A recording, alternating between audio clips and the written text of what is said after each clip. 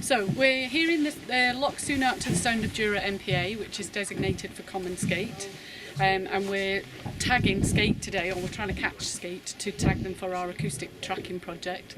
So what we've done is we've put moorings out throughout a small part of the site, and we've attached acoustic receivers to those, and we're putting tags on the fish. So we're putting acoustic tags on the fish so that every time they come close to a receiver, they'll ping the receiver and we'll know where the fish has moved about within the site.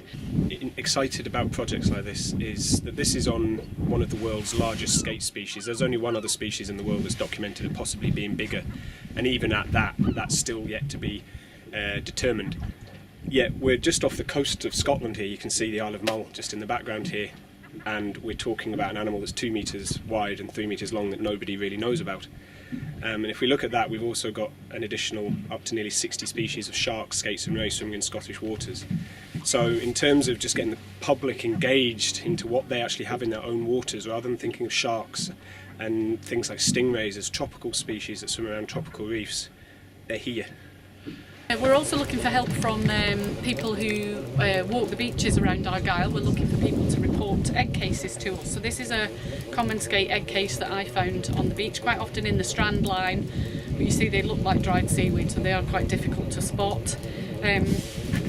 The Shark Trust have a project called the Great Egg Case Hunt, so that's the best place to help with identification of the egg cases and to report them to. We'd like people to go onto the Shark Trust website and report the egg cases. Actually, one aspect of what we're doing here is that we've got these baits on the bottom, and we're nearly 100 plus metres down, so we can't see what's going on. And there's a lot of marine life down there, and there's actually quite a lot of spurdog activity in the area on occasion. Spurdog move in large packs. And if your bait happens to be on the bottom of the sea, when a large pack of spurdog moves through, it doesn't last very long. And we had a situation the other day where we were checking the bait as regularly as every 15 minutes, and sure enough, spurdog bites, which are perfect crescents, taking the bait down to the hook, and we hadn't been catching anything, and if there's no bait, you're not going to get a skate either.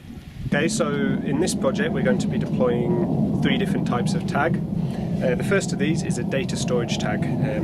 It records depth and temperature every 2 minutes. Now these will be going on both the skate and the spurdog. The idea is that during the deployment of the tag we can use the data it's collected to recreate the fish's movements. This is very useful, especially with depth, as we can look at tidal rhythms in the data. When the fish has been resting on the seafloor, you can pick up tidal traces in the depth data, and then we can also make this a little more accurate using the environmental data as well.